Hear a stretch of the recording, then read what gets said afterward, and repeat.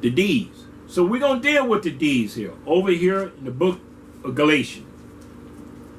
Book of Galatians. Right after Corinthians.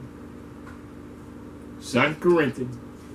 And we're right over here in Galatians chapter 5. Because the deeds is what we have to know them by. And when these deeds take place right here, you begin to see how this is contrary one to another in their confession. Confessing to be something they're not. But demons will confess that they know Yeshua, Paul, and Peter. Well, who are you to try to take that name and deal with them? When you're not serving Yahweh, you're serving the flesh. So the demons just ride inside that body of uncleanness. All the filthiness of the flesh and spirit. You haven't cleansed yourself from none of it. Galatians chapter 5. We're going to start at verse 15. 5:15 of Galatians. You can read the rest of it so you can see what's going on. I'm going to read it down here, and I'm going to show you two things that are warned. But one of you have to know what's inside of you. The ones that don't know what's inside of you, the ones without should be able to discern the deeds that are being made manifest coming out of a vessel. They can confess Jesus, but that's the not name. That is not the name Yahweh with us. It was what Emmanuel being interpreted Yahweh with us. Yeshua came in his father name. And that's why in his father name was the Y-A-H, Yah. Yahweh, Yeshua. The Yah represent the kingdom of our maker and creator of the universe. Jesus represent nothing but a name, just like the British took the slave from Africa that had Afrikaner names. The natives of America that had native names represent the creation that they was living up under, and they had a name to go with creation. The Hebrews in Africa of the Native Americans. When this took place, as these people being scattered, they came back to creation, and they began to realize going into captivity had come a strange people taking away their identity. They first had to take away their name, and they gave them Christian names. I'm not saying anything that has not been done that you can say, well, why are you beating up on the Christian? Because Christian are apostate. It was a name that Constantine brought forth. It didn't come from the Hebrews. It didn't come from Yeshua because he was a Hebrew. He wasn't a Christian. He was of the tribe of Judah. Out of the 12 tribes. And you Christians, Gentile, heathens, supposed to be grafted in. Grafted in. You can't take over the house that you were grafted into the house. But under Constantine, they began to confess Christianity with the cross of a curse thing. It wasn't a blessing, it was a curse. Cursed is everyone that hangs on a tree. They put him on a cross, they said. But he hung on the tree.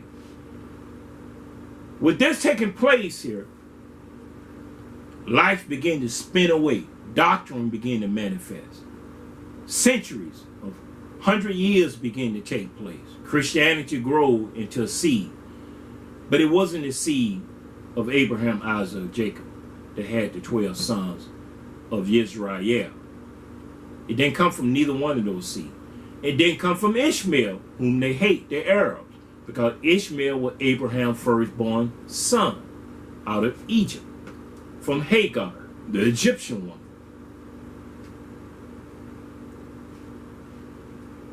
Christianity came from Constantine,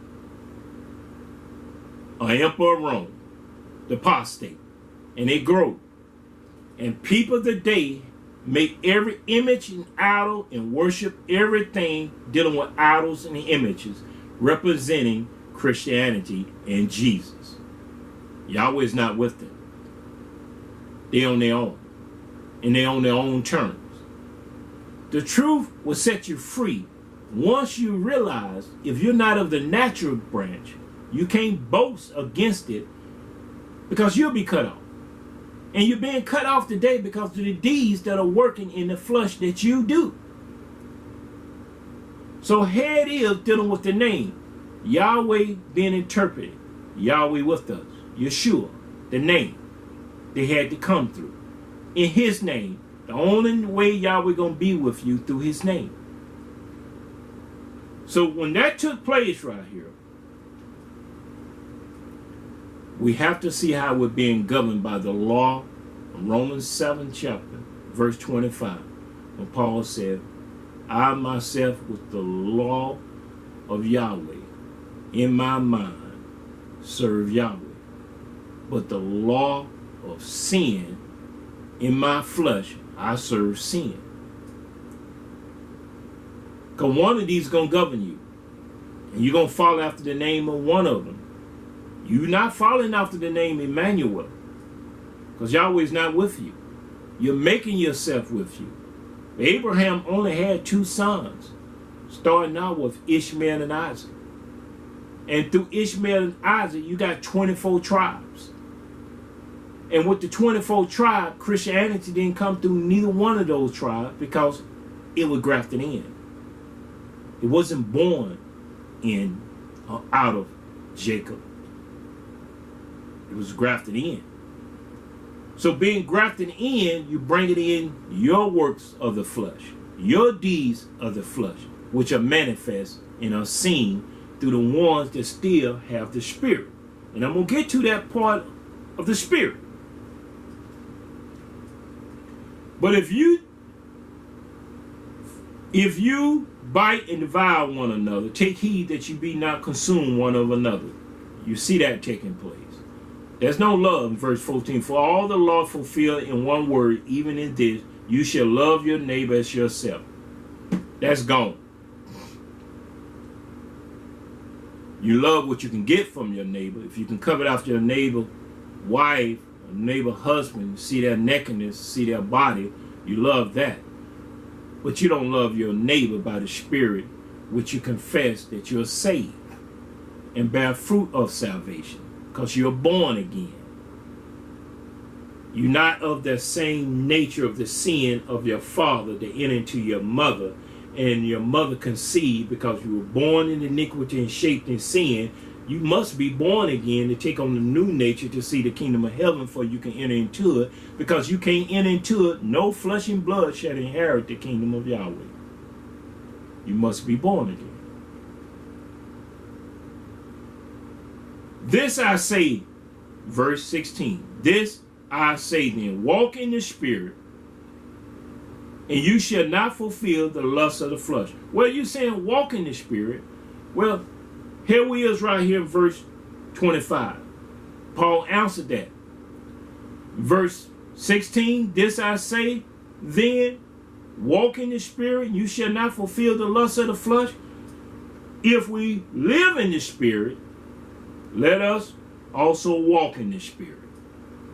If you live in it, then you're born again.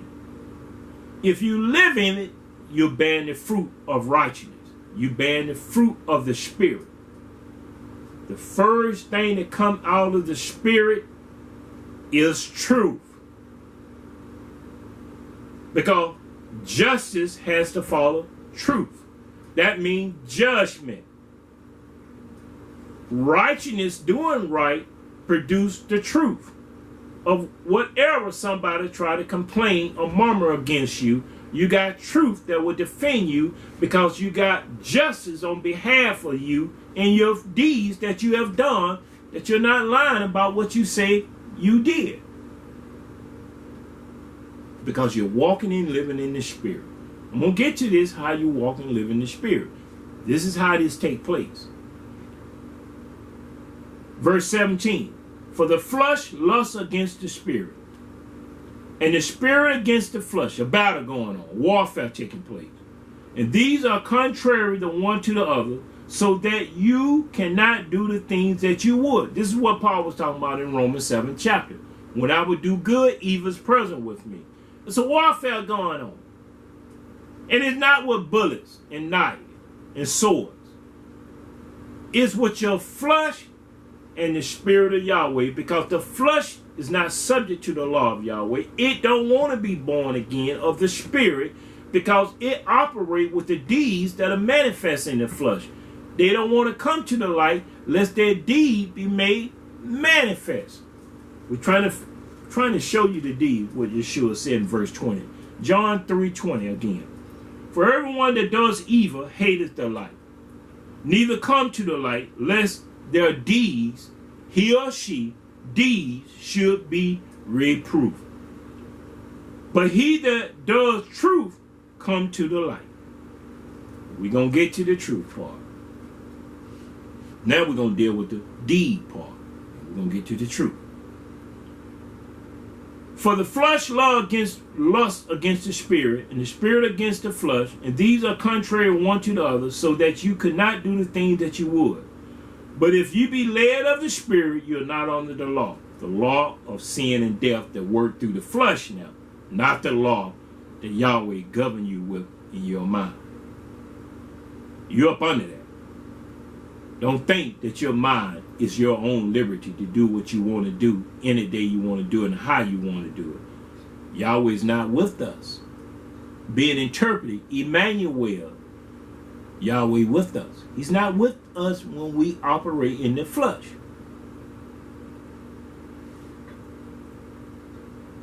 Now the work of the flesh. This is the work of the flesh. Are manifest, are seen.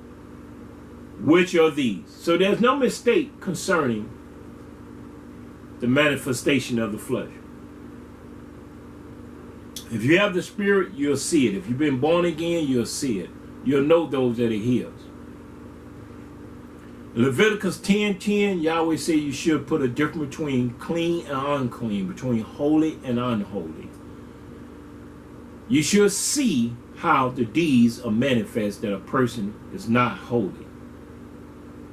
And you should see your deeds to understand your confession carry no weight because of your flesh, the deeds that are being made manifest. Adulteries. Fornication. Adulteries, a man ain't got married and declared his vows to the woman he said he loved. In the book of James, right over here in the back, the book of James, to the Hebrews, right after the book of Hebrews. This book is not to the Christian. James was introducing his epistles to the Hebrews, to the 12 tribes that were scattered abroad. So there's no error in mistaking what I'm saying. The book of James chapter 1 verse 1. James declared, a servant of Yahweh and of Yeshuah HaMashiach, to the 12 tribes which are scattered abroad, greeting, my brother. So James is talking to them, and he's greeting them with his epistle that he wrote to them that was scattered abroad. And chapter 4 is where I want to go dealing with the adulteries. Show you how James declared this to him. Chapter 4 verse 1. From where come war and fighting, dispute? Where it come from? Somebody's warned within their vessel. Because fights come out of war. War come out of fight. They're fighting. Among you, he asked that question to them, brethren, the 12 tribes that were scattered abroad. Come they not here, even of your lust that war in your members? It's one in the body, in your members. He's declaring this to them. Where the warfare is taking place at. You're lusting after the drinking, you're smoking after the women of a whore. You can't honor the vow that you spoke from the day one that you said you loved the person, only you were lusting after that woman, after that man. You didn't know what love was. You use the word because it's a cliche. You can easily say it, but you can't manifest the deeds of it. Because you have to be born again. That's why marriage don't last with the first vow that a person say. The first comment that they speak. Circumstance break them up. Circumstance. Hatred. Warn. Jealousy. Envy. We'll see these the deeds of the flesh. Ye lust and have not. You kill and desire to have, and cannot obtain. You fight and war, yet you have not because you ask not. You ask and receive not because you ask amiss. You ask with greed. You ask with lust. That you may consume it upon your lust. This is the way you ask things. Possession of things. House, car, job, money. To consume it in your members of your own lust. Verse 4. Your adultery and adulteries, man and woman, know you not that the friendship of the world is an enemy with Yahweh? If you're a friend of the world, you're his enemy. You're his enemy. Well, how's I'm a friend of the world? When you love the world more than you love him. Yahweh loved his creation. That was the world. He loved everything that he made good from the beginning of his creation. Till sin came and separated him and his creation. The people and the inhabitants thereof. Friendship of the world is an enemy with Yahweh. Whosoever, king, queen, president, elect president, voting president, whosoever, queen she may be, entertainer she is, sport, it don't make no difference. Whosoever, therefore, would be a friend of the world is an enemy of Yahweh. So if you take friend to the world, you're an enemy of Yahweh, because the deeds going to manifest it upon you. In Galatians, back again, verse 19, 5:19. Now the work of the flesh are manifest, which of these: adultery, fornication, having sex without being married. I ain't going to go through every one of them, but the main two is adultery and fornication. Fornication starts right there when the child is left to themselves to entertain themselves in their body to do the things that are not right, because the parent is not bringing them up in the way they should go. So when they get old, they want to depart from the will of Yahweh to know what their parent is showing them about their mind and body. So when they go into fornication, it's because they're left to themselves. And the mother cannot bring up the daughter in the way she should go, because she's still in the spirit of lust and desire. She's still shopping after a man. She's still in the spirit of loneliness. She have separated from her first husband. And while she with her first husband, she let her daughter dress as they will. And their dressing coming out already violated. The clothes they put on, they already raped. The mother let the daughter come out with showing her whole body and nakedness and stuff. Then when she get to someone staring her down, males looking at her and staring her down, design her, she's trying to cover up, but there's no cover up. There's no cover up in sin. Yahweh covered up Adam and Eve because they were nakedness. And Yahweh covered them up because he didn't want them to look upon their nakedness. He didn't want to look upon their nakedness. He covered them up. But you let your daughters come out and they're not covered up in any kind of way. You let your sons come out, short pants, tank top, any kind of way, up to their crotch. You don't care. So the deeds are being made manifest. The fornication from high school, cheerleaders, basketball players, every other person that undressed themselves to expose their nakedness is being made manifest. fornication, and adultery. You can sit there and pinpoint and desire that person's body when they expose it to you the way they do. And the sodomites are the one that making the designing clothes that they wear. Because the sodomites are the one that burning in their lust one for another. So they want you to lust after one another in your sin. If they can't get you with their sin, they'll get you in your own sin that you're lusting after one another because of nakedness. Let's read on. Fornication, uncleanness, lasciviousness, adultery, witchcraft, haters, variety, immolation, wrath, strife, sedition, heresy, envy, murder, drunkenness, reviling, and such like, of the which I tell you before. And Paul is telling them in Galatians that all these spirits was in them. I done told you this before. This is such like. They which do such things shall not inherit the kingdom of Yahweh. What they're going to inherit is the lake of fire. I'm trying to prevent you from entering into it. Because He's going to say, depart from me, you workers of iniquity, I never knew you. You're going to know to call Jesus, but Yahweh was not with Jesus. He's not in the spirit of Jesus. That's a common name. As I told you, the African, they was given common name. They took away the Hebrew names that they had and stuff and worship Yahweh, and they gave them common names.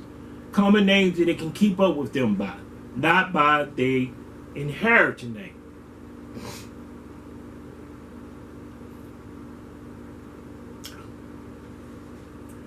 When you take away a person's name and give them another name, you're treating them worse than a dog. A dog was given a name by Adam. Every beast that was called, that you call an elephant, you don't give an elephant another name unless you're trying to domesticate them. A lion, you don't give a lion another name unless you once again trying to domesticate them. A gorilla, a hippopotamus, all the creatures that was given these names came down through generation after generation after generation with the names that was given to them from Adam. You'll take a pet of a dog or a cat, a kitten, and you'll give them another name.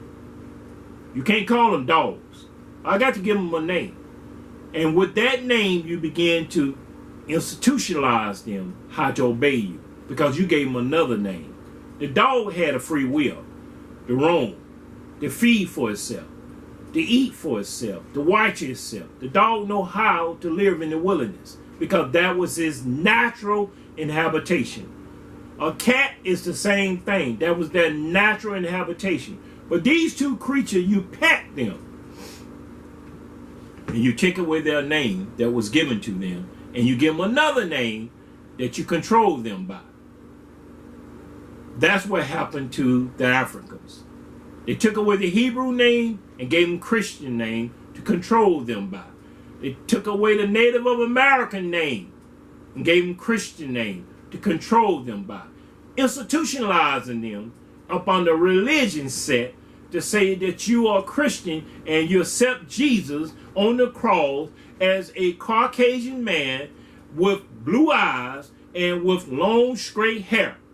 Anything else was uncivilized. You put him on a pedestal and you did the sign of worship. So, Yahweh's not with us if we have done that. And the Gentiles has done that. Constantine did that, producing Jesus and Christianity. This is rewritten. It's not the original scrolls of Hebrew. This was translated from Hebrew to Greek and came up through the Greek all the way up into the Latin, came up to the Romans, came up through the British Empire, and King James authorized, he gave it his seal of approval that this is the word of the names that he put in place. God and Jesus. Worship it. It was his kingdom. But the kingdom was of Yahweh. For his people to know his name. Not the king name. Not a name that Isaiah didn't declare. Isaiah had the spirit before Yeshua came, and he declared it by prophesizing, his name shall be called Emmanuel, being interpreted Yahweh with us. So we're going to follow this, how we worship him in spirit and truth. Now I tell you, the they that do such things, verse 21, shall not inherit the kingdom of Yahweh. Now I'm going to show you something here, how the scribe did this again. How they put in play and mixed up the names of the fruits of the spirit, how they would come in and operate among you. Now, if you got a person that is full of anger, a person full of wrath, a person out of control, will you think they possess the fruit of the spirit? Will you believe that they confess they're saved when they're drunk, when they're cussing, when they're living as a whoremonger at the gambling table? But Christians do that. I'm not saying anything that's not been done under the sun. They do that. As well as the Hebrews, as well as the Arabs. But they still have a natural inheritance behind them. Christians don't have an inheritance. There's no foundation behind them. They have a seed that is not of Abraham, a seed of Constantine. So, when you see these things being manifest, you're considering within yourself, how did this take place like this? Let's see here. Verse 22. But the fruit of the Spirit is love, joy, peace. Now, you turn to the book of Ephesians, chapter 5, verse 9. And you're going to see something here, what Paul's saying to the Ephesians. Chapter 5, verse 9. For the fruit of the Spirit is in, not out, is in. Just like in the name of Yeshua, is in all goodness, righteousness, and truth. The fruit of the Spirit is in all goodness, righteousness, and truth. But you don't see truth even mentioned here in verse 22. The Spirit of truth. But the fruit of the Spirit is love, joy. The first fruit of the Spirit is truth. I'm going to come back to this and I'm going to manifest this. We're going to go back over here with the deeds being made manifest. We're going to see how this right here being born again. They won't come to the light lest their seed be made manifest. John, the 4th chapter. Verse, we'll start here. Yeshua said in verse 16, what I want to get down to. Verse 16. John, the 8th chapter over. Verse 4. Yeshua said unto her, go call your husband and come hither. The woman answered and said, I have no husband. Yeshua said unto her, you have well said, I have no husband. You told the truth to say you have no husband. But you were committing adulteries with these men that had a wife.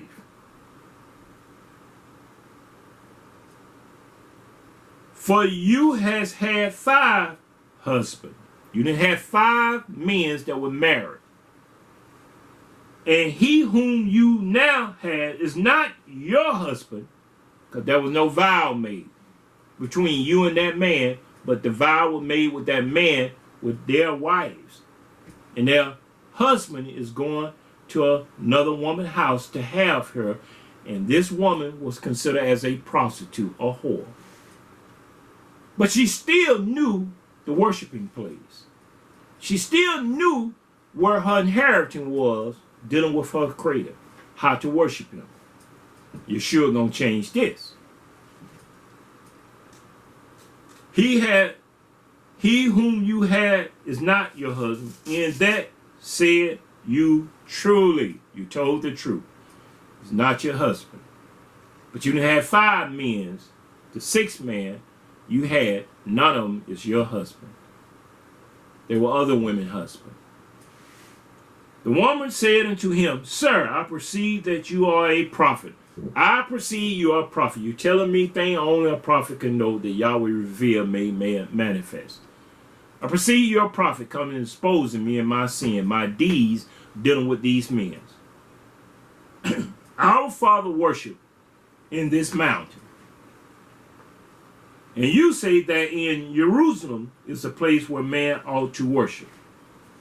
Yeshua said unto her, Woman, believe me, the hour is coming when you shall neither in this mountain nor yet at Jerusalem worship the Father. Now, this is what Yeshua said concerning the worship. It wasn't going to be in the mountains no more or in Jerusalem. And in Jerusalem, you still got the so-called Jews worshiping stones, writing down a prayer line, putting it into a rock crack, and bow down and worshiping it day and night for he to hear their prayers. Knowing not what the scripture said, not in Jerusalem nor in the mountain. But Jerusalem is the holy place. It's a place that has become abomination. It's not the holy place. The holy place that Yahweh, Abba, Yahweh, Father, Yahweh, gonna find us worship him at is this vessel in spirit and in truth. That's what he's looking for. He's not looking for, he created the mountain. He created Jerusalem through man works and hand, building stone upon another stone until they had a place they entered into, and they called it by name. It was called by name. Just like I told you took place with the Africans, what took place with the natives of America, they gave them another name. That name Jerusalem was not from the beginning. It was another place to another people that David won the battle, and he called that place Jerusalem.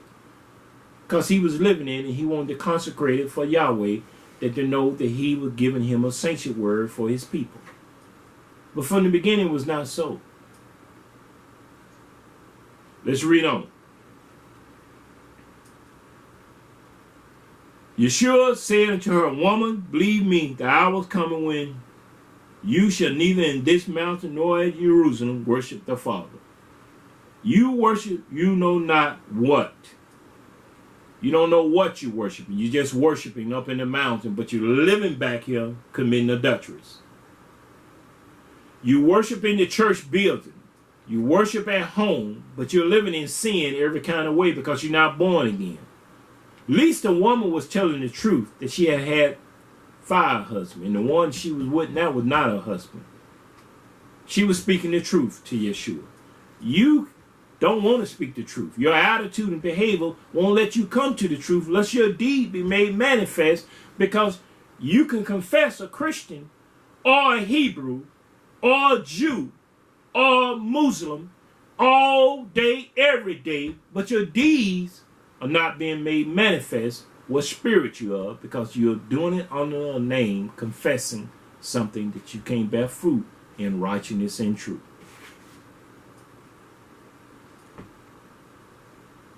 You worship, you know not what. We know what we worship, for salvation is of the Hebrews. But the hour is coming, and now is, when the true worshipers, truth worshipers, shall worship the Father in spirit and in truth. For the Father looketh, seeketh such to worship him. If he looking and know them that going to worship him, he's saying, Yeshua saying, that Abba is looking for them to worship him in spirit and in truth. When you got that in you, you can be anywhere in the earth. You're still worshiping Yahweh. There's no dedicated place. You can dedicate a place for you to be in, and you say you're consecrating that place for you to worship Yahweh in spirit and in truth. You want to make that place holy for you to lay down and wake up so you can worship him in spirit and in truth. Remember, Galatians 5:25, if we walk in the spirit, we should also live in the spirit. So the spirit of truth has to come with truth and the spirit. This is what he said here. Verse 24. Yahweh is a spirit, and they that worship him must worship him in spirit and in truth. You can't have his spirit and don't have a love for the truth. You can't have truth and don't have a love for his spirit. One is not going to leave the other. They're one. They're one in a one accord. That they won't leave one another behind unless someone else possess them. You can't possess the spirit and don't possess the truth. You can't possess the truth and don't want his spirit. Yahweh is a spirit. In John 6:63, let's read here. Turn over to the 6th chapter, verse 63.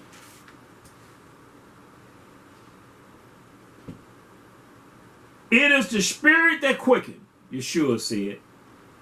It is the spirit that quickens. The flesh profit nothing. It's only a vessel. It's the spirit that quickens that vessel. It's the spirit that operates in that vessel. It's the spirit that allows you to be governed when you confess that you will love this person, regardless of the circumstance. Whatever take place, you will love them with the agreement of the covenant until death do you apart. But death don't do you apart, circumstance do. And you remarry, and you become friend of the world because you're adultery and adulteries. And you become an enemy of Yahweh because you don't have his spirit and you don't have truth. You confess the truth that you love that person, but you only knew love as a cliche for sex. That was it. That's as far as it went. You can't love a person without loving Yahweh with all your heart, soul, mind, and strength. You can't give yourself over to the spirit without worshiping him in spirit and in truth. He ain't gonna force his way in. You got to be willing to let him. That's why you got to be born again. Listen what he said. The words that I speak unto you, they are spirit and they are life. It's a way of living. If we walk in the spirit, we also live in the spirit. Galatians 5:25. If you led of the spirit, you're sons of Yahweh, daughters of Yahweh. He don't lead you into temptation. Yeshua said, pray that you enter not into temptation. He don't lead you to be tempted. He leads you from being tempted that you may walk with him and serve him and worship him in the beautiness of set apartness, holiness. This is what is being said here. Turn over to John 7 chapter. John 7, verse 37 to verse 38. In the last day, that great day of the feast, John 7, verse 37, 38. Yeshua stood and cried, saying, if any man thirst, let him come unto me and drink. He didn't say, come unto the 7th day. If you thirst, you're going to get 7-day rest. He said, come unto me. And Matthew 11, verse 28, book of Matthew 11, verse 28, we're going to go back here. Because you got denomination and religion people saying all kinds of things. The only thing you got to do is look at their fruit. Matthew 11, verse 28. Once again, now, he's saying this over here in John 7 chapter. If any man thirst, let him come unto me and drink. He didn't say come unto the church building. He said come unto me. He didn't say come unto denomination or religion set. He said come unto me. There was two said in his time when he was ministering to the people. The Pharisees and the Sadducees. The Sadducees didn't believe in spirit or resurrection. There was no threat. The Pharisees believed in both, and they was the threat. But they would not come unto him. So Yeshua declared unto them in Matthew 11, verse 28, come unto me all ye that labor and are heavily laden, and I will give you rest. But you got to come unto him. If you go any other way, you're a thief and robber. If you go trying to go through the Shabbat, Shabbat is what you desire to have. You desire to have rest one day out of a week. I came into Yeshua and I desire to have rest every day of the week for the rest of my life, because I don't want him to leave me or forsake me. I want to be found in his rest, in his will. I'm thirsty. I stay thirsty for him. For him. Come unto me, all ye that labor and are heavy laden, and I will give you rest. Not a day. A day is not going to produce rest for you after that day is gone. What you going to do about after that day and after that day? There's no rest for your soul. Because you didn't come into him. You came into a day. Take my yoke upon you and learn of me. And that's what people don't want to do, learn of him. For I'm meek and lowly in mind and heart, and you shall find rest unto your soul. And that's why people don't have rest. They can keep the Shabbat because it's a day, one day out of a week. From evening to evening, the scribe put in, shall you keep it. But from the beginning, before sin came, remember, Adam and Eve had rest every day among the garden, in the midst of their Creator. When sin came, they was cast out. The rest was gone. They had to work and labor and sweat.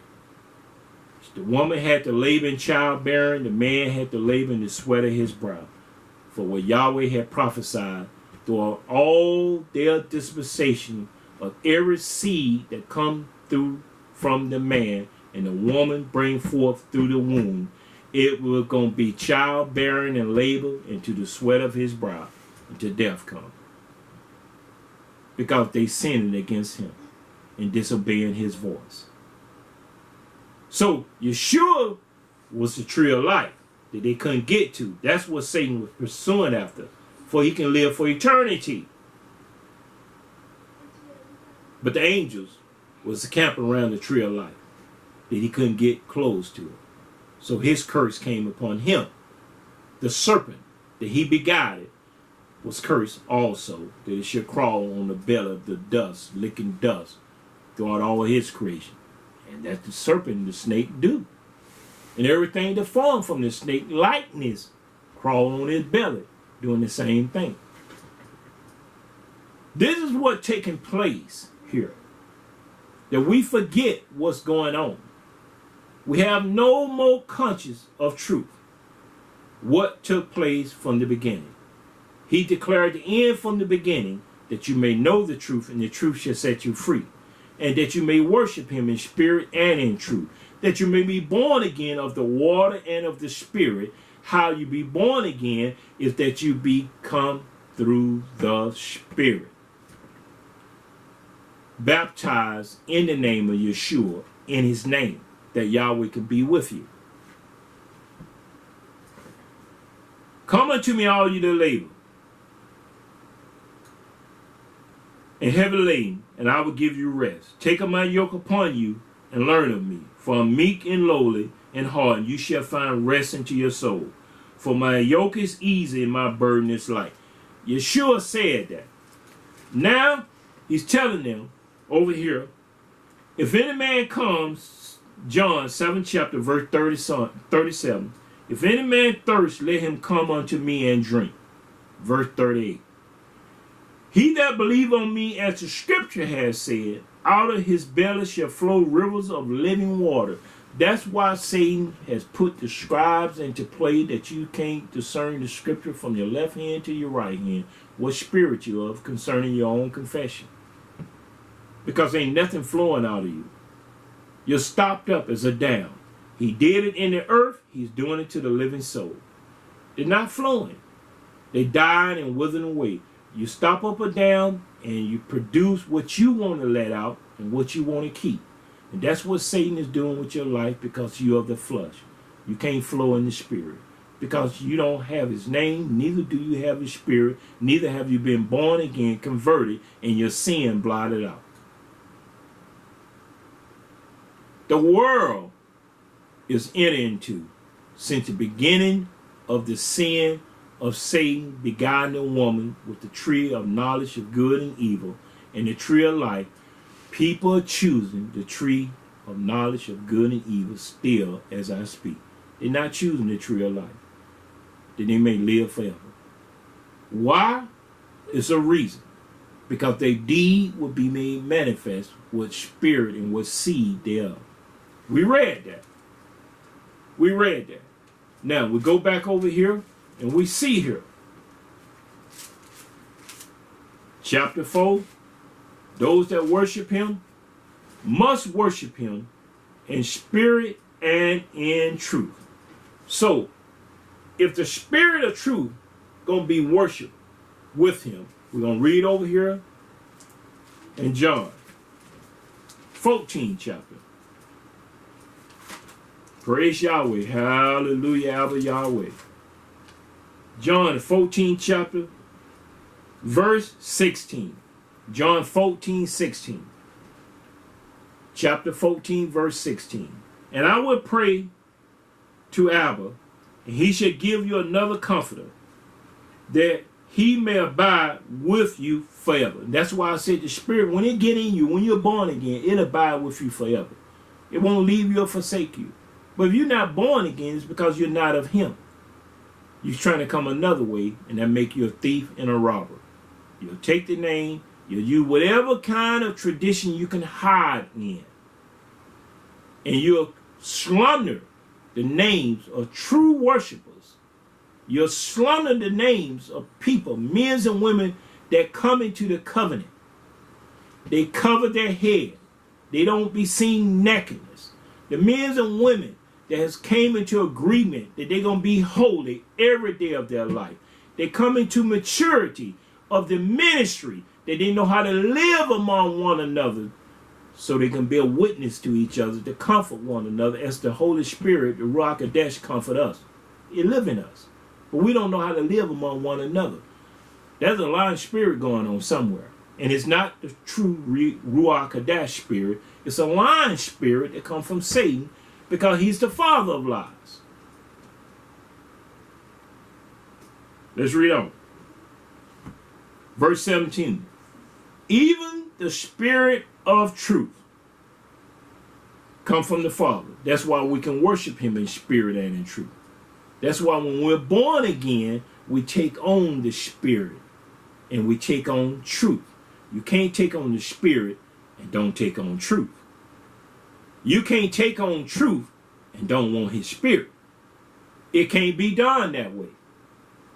Whom the world cannot receive. Because if you're of the world, you can't receive this. If you're of the world, you're an enemy against Yahweh. If you're of the world, you are walking in the flesh and you're warring within your lust to desire the world goods. You don't desire the kingdom of heaven. You can't see it, neither do you want to enter into it. But you'll confess it if you're a religion person. If you're up under denomination or organization, you still haven't came to Yeshua unto him. You're not thirsting after him in a dry land. You want to be seen of the seers, of the evildoers. Even the Spirit of truth, whom the world cannot receive. There's not an error in this. It's a manifestation in this. If you have the Spirit, you'll know these people have not received the Spirit to worship him in truth. Because it see him not, neither know him. But you know him, for he dwelleth with you and shall be in you. So you have to be holy, for he's holy. You have to love truth, for the Spirit of truth proceeds from him. Let's read on here. Chapter 15. We're going to start at verse right here. Verse 26. 15 verse 26. But when the Comforter is come, whom I will send unto you from the Father, even the Spirit of truth, which proceedeth from the Father, the Creator, Abba, he shall testify of me. See, it's not going to testify about what you're doing in the church. It's not going to testify about what you're doing concerning who you with. That you love them, you're trying to testify and get them persuaded that you love them. It's not going to testify about that. It's going to testify about Yeshua. It's going to lift up Yeshua. I will bless Yahweh at all times. His praise shall continually be in my mouth. You will continue to lift up praise unto your Maker and Creator on behalf of what Yeshua has set you free from this world of sin and death. You cannot go a day, a moment, with the breath of life in you without worshiping him and praising him with the life he has given you. But you can do it when you love this world. You can do it when you're married to this world. You can do it when you walk in the flesh, when you're a carnal mind. You can do all the deeds that are manifest in the flesh. You can do it because you're of the world, and the world loves their own. But you can't do it in the spirit. You won't deceive Yahweh. You're not going to deceive Yahweh people. You only deceive yourself, and you fall into a pit and snare. And when the day of judgment comes, you be judged. You'll be cast into the lake of fire and tormented with the devil and his angels and the false teachers and the false prophets. But when the Comforter